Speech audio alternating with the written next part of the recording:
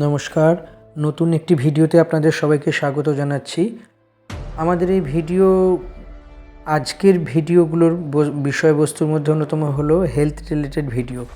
Actually আমাদের শরীরের বিভিন্ন প্যারামিটার আছে, সেই প্যারামিটার বিভিন্ন ক্ষেত্রে কাজ করে। যেমন শরীরের ব্লাড সুগার লেভেলের একটা থাকে, কোলেস্টেরলের লেভেল একটা থাকে, ডায়াবেটিসের বিভিন্ন ভাগ আছে, যেমন pre diabetes, post diabetes, type 1, type 2 এবং পিপি ফাস্টিং, HbA1c, মানে অর্থাৎ 3 মাসের গড় ব্লাড সুগারের যে একটা রিপোর্ট থাকে সেটা। তো এই সমস্ত কিছুই নির্ভর করে থাকে আমাদের শারীরিক অবস্থা বা শরীর কেমন আছে তার উপরই। তো সবথেকে বড় কথা যে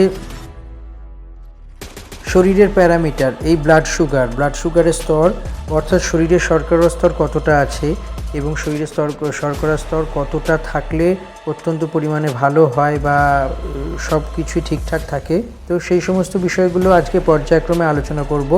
কিন্তু সবার আগে একটি বিধিবদ্ধ সতর্কীকরণ সবার জন্য, সেটা হলো যে আমরা হেলথ রিলেটেড বা সুস্বাস্থ্য সংক্রান্ত যে সমস্ত ভিডিও করছি সেটা তো অত্যন্ত জ্ঞানের পরিধি বা জানার পরিধিটাকে বৃদ্ধি করার জন্য অত্যন্ত পরিমাণে ভালো, কিন্তু এর ব্যবহারিক প্রয়োগ করার জন্য আমরা কখনো অনুগ্রহ বা উৎসাহিত করি না। কেননা এর ব্যবহারিক প্রয়োগ যদি আমরা করে থাকি সেক্ষেত্রে আমাদের হিতে বিপরীত হতে থাকে। তাই ব্যবহারিক প্রয়োগ করার আগে চিকিৎসকের পরামর্শ নেওয়াটা আবশ্যিক এবং চিকিৎসকের পরামর্শ নিয়ে তবেই আমরা পরবর্তীকালে এগিয়ে যাব। তো আজকের বিষয়বস্তু হলো বিভিন্ন বয়সের ক্ষেত্রে শিশু, যুবক, বৃদ্ধ, প্রৌঢ়, এই সমস্ত বয়সের মানুষের ক্ষেত্রে মেটাবলিজম রেট বিভিন্ন রকম থাকে বা BMR, বেসিক মেটাবলিক রেট। কিন্তু দেখা যায় যে এই BMR-এর ওপর নির্ভর করে কোন বয়সে ঠিক কতটা ব্লাড সুগার লেভেল থাকবে, কতটা ব্লাড সুগারের স্তর থাকবে, সেটা একেবারে নির্ভর করে বয়স অনুযায়ী। কোন বয়সে ঠিক কতটা ব্লাড সুগার থাকা উচিত সেটাই আজকের ভিডিওর অন্তর্গত এমন একটা বিষয় যা আলোচনা করতে আমরা এসেছি। তো এবার সেই বিষয়গুলিতে ধীরে ধীরে আমরা যাচ্ছি সেই বিষয়ের দিকে। সবার আগে আপনাদেরকে বলে রাখি, আমাদের এই ভিডিও যদি আপনাদের ভালো লেগে থাকে, চ্যানেলটি যদি মনে হয় ভালো লাগছে আপনাদের, আগামী দিনে কি ভিডিও দেখতে চান বা এই ভিডিও সংক্রান্ত কোনো আপনাদের কাছে কোনো মতামত, কোনো পরামর্শ বা কোনো ভুল ত্রুটি বা ইত্যাদি, এই সমস্ত বিষয়গুলো যদি থেকে থাকে তাহলে অবশ্যই আমাদেরকে জানান, কেননা আমরা সেই মতো করে নিজেদেরকে আরও মোটিভেট করব এবং পরবর্তীকালে আপনারা যেই ধরনের ভিডিও চাইছেন এবং যা যা চাইছেন সেই ভিডিও আপনাদের সামনে পরিবেশন করার চেষ্টা করব। আমাদেরকে একবার কমেন্ট বক্সে লিখে দেবেন যে কী ভিডিও দেখতে চাইছেন, সেই ভিডিওর সংক্রান্ত যদি আরও কোনো মতামত থাকে অবশ্যই আমাদেরকে দেবেন। আমরা চেষ্টা করব সেই ভিডিও নিয়ে পরবর্তী সময় আপনাদের কাছে উপস্থিত হতে। এবার যে বিষয়টি নিয়ে এখনকার কথা বলা, যে 8 থেকে 80, 1 থেকে 10, 20 থেকে 25 বা 40 থেকে 60 কোন বয়সে ঠিক, মানে একটা বয়সের তো স্তর থাকে, সেই বয়সে ঠিক ব্লাড সুগার লেভেল শরীরে ঠিক কতটা থাকবে সেটা নিয়ে আজকে আমরা আলোচনা করতে বসেছি। প্রতিটি মানুষের ব্লাড সুগারের স্তর সাধারণতভাবে আমরা যতটুকু জানি এক থাকে না। বয়স অনুযায়ী কার্যক্ষমতা বৃদ্ধি বা হ্রাস পায়। বয়স অনুযায়ী ব্লাড সুগারের বিভিন্ন স্তর বিভিন্ন মানুষের আলাদা আলাদা হয়ে থাকে। যেমন শিশুর ব্লাড সুগারের স্তর এক, যুবকের একরকম, বয়স্কর একরকম, বৃদ্ধদের একরকম।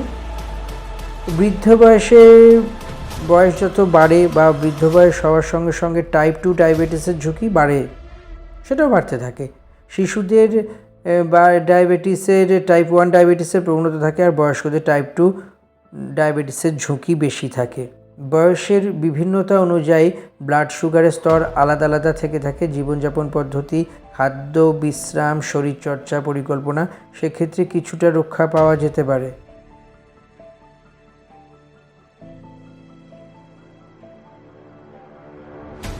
বয়স অনুযায়ী ব্লাড সুগারের স্তর কেমন থাকবে? একজনের শরীরে গ্লুকোজের মাত্রা বিভিন্ন রকমের থাকে, তা বিভিন্ন বিষয়ে বদলেই চলে। ব্লাড সুগারের স্তর বুঝতে ফাস্টিং সুগার বা পিপি, HbA1c অর্থাৎ 3 মাসের গড় ব্লাড সুগার সেটিও পরীক্ষা করতে হয়। ফাস্টিং ব্লাড সুগারের জন্য রাতে খাওয়ার পরে কমপক্ষে 8 ঘন্টা না খাওয়া অবস্থায় থাকতে হয় এবং তারপরে ব্লাড সুগারটি রক্ত নিয়ে পরীক্ষা করা হয়। পোস্ট মিল বা খাওয়ার পর পিপি, পোস্ট মিল খাওয়ার পরে 2 ঘন্টা পরে এটা নেওয়া হয় যাতে ব্লাড সুগারের স্তর কতটা কী আছে সেটা পরীক্ষা করা যায়। এরপরে আছে ব্লাড সুগার সামলে HbA1c, বিগত 2-3 মাসে ব্লাড সুগার কতখানি নির্ধারিত করবে ব্লাড সুগারের পরীক্ষার স্তর, গড় ব্লাড সুগার ইত্যাদি এই পরীক্ষার মাধ্যমেই জানতে পাওয়া যায়, যেটা আগেই আমরা বলেছিলাম। ডায়াবেটিস আগের পরিস্থিতিকে প্রি ডায়াবেটিস বা প্রাক ডায়াবেটিস সময় বলা হয়। যদি কারো ফাস্টিং সুগার 100 থেকে 125 mg/dl এর মধ্যে থাকে তাকে প্রি ডায়াবেটিস আখ্যা দেওয়া যেতে পারে, বলা যেতে পারে প্রি ডায়াবেটিস বা ডায়াবেটিসের আগের মুহূর্ত, পূর্ব মুহূর্ত বলে মনে করা হয়ে থাকে এবং এগুলোর সংকেত পাওয়া যায়। খাওয়ার পরে সুগারের স্তর যদি 140 থেকে 199 mg/dl হয়ে থাকে তাকে প্রি ডায়াবেটিস বলা হয়। HbA1c 5.4% হলে ডায়াবেটিসের ইশারা হতে পারে বা ডায়াবেটিস শরীরে বাসা বাঁধছে এই ইঙ্গিত পাওয়া যেতে পারে। সময় থাকতে থাকতে ব্লাড সুগারের খবরে এলে তা অত্যন্ত সহজে নর্মাল করা যেতে পারে বা স্বাভাবিক করা যেতে পারে। ব্লাড সুগারের ঝুঁকি থেকে থাকে যা রক্ষা করতে পারা যায় অতি সহজেই। ধরে নেওয়া যাক এবারে 6 থেকে 12 বছরের বয়সে ফাস্টিং সুগার লেভেল কত থাকবে? 70 থেকে 110 mg/dl এবং খাওয়ার পরে 70 থেকে 140 mg/dl 6 থেকে 12 বছর বয়সীদের মধ্যে থাকবে। কৈশোরে অর্থাৎ 13 থেকে 19 বছর বয়সে ফাস্টিং সুগারের লেভেল হবে 17 থেকে 105 mg/dl এবং খাওয়ার পরে সেটি হবে 70 থেকে 145 mg/dl। যৌবনে 20 থেকে 40 বছর বয়সে ফাস্টিং সুগারের স্তর থাকবে 70 থেকে 110 mg/dl, খাওয়ার পরে সেটি হবে 70 থেকে 140 mg/dl। মধ্য বয়সে অর্থাৎ 41 থেকে 60 বছর বয়সে ফাস্টিং সুগারের লেভেল থাকতে হবে 70 থেকে 110 mg/dl এবং খাওয়ার পরে 70 থেকে 150 mg/dl। যৌবনে অর্থাৎ 20 থেকে 40 বছর বয়সে ফাস্টিং সুগারের লেভেল থাকতে হবে 70 থেকে 110 mg/dl এবং খাওয়ার পরে থাকতে হবে 70 থেকে 140 mg/dl। বয়সকালে অর্থাৎ 60 বছর বা তার উপরে sugar level fasting sugar level থাকতে হবে 70 থেকে 120 mg/dl, খাওয়ার পরে সেটি থাকতে হবে 70 থেকে 160 mg/dl।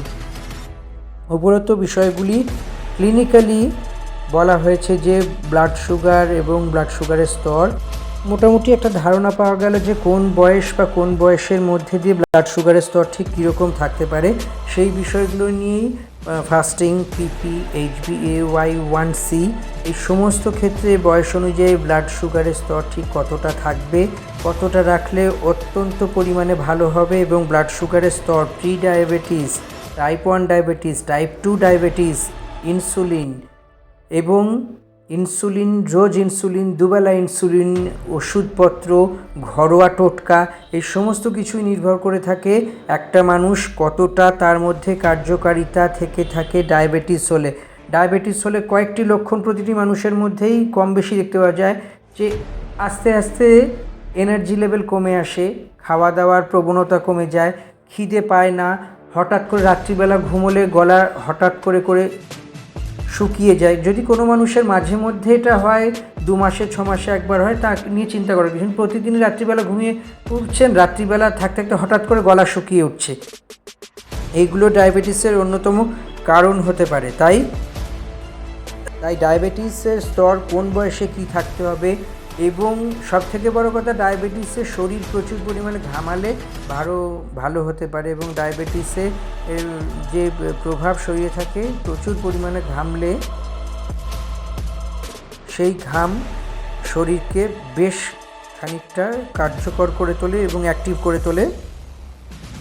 এবং এছাড়াও বিভিন্ন ক্ষেত্রে শারীরিক যে কসরত থাকে সেই কসরত করলে ডায়াবেটিসের যে স্তর থাকে অবশ্যই ডায়াবেটিসের স্তরের কম বেশি বা ডায়াবেটিস প্রি ডায়াবেটিস বা ডায়াবেটিসের যে টাইপ 1 টাইপ 2 এবং বিভিন্ন রকমের যে উপসর্গ দেখা যায় সেই উপসর্গ যদি কয়েকদিনের বেশি দেখেন তাহলে অবশ্যই সেই উপসর্গ থেকে নিজেকে বাঁচানোর জন্য ডায়াবেটিস সংক্রান্ত এই বিষয়গুলো খেয়াল রাখতে হবে। সব মিলিয়ে বলা যেতে পারে বয়স অনুযায়ী ডায়াবেটিস বা সুগার লেভেল ঠিক কতটা থাকবে, কতটা রাখা উচিত, সেইগুলি আপাততভাবে এই ভিডিওর মাধ্যমে বোঝাতে পারা গেল বা বোঝাতে পারলাম। যদি এর আরও কোনো প্রশ্ন থাকে অবশ্যই করবেন, যথাযথভাবে আপনাদের প্রশ্নের উত্তর দেওয়ার চেষ্টা করব। তবে বারবার বলছি, বিধিবদ্ধ সতর্কীকরণ এই সমস্ত ক্ষেত্রে প্রতিটি সিদ্ধান্তই নেবেন চিকিৎসকের সঙ্গে পরামর্শ করে, নিজে থেকে কোনো পদক্ষেপ নেবেন না। সব মিলিয়ে বলা যেতে পারে আমাদের এই ভিডিও যদি ভালো লেগে থাকে চ্যানেলটিকে সাবস্ক্রাইব করে দিন, লাইক কমেন্ট শেয়ার করে দিন আর আপনাদের মতামত জানাতে থাকুন। পরবর্তী ভিডিও নিয়ে আবার আপনাদের কাছে আমরা চলে আসব।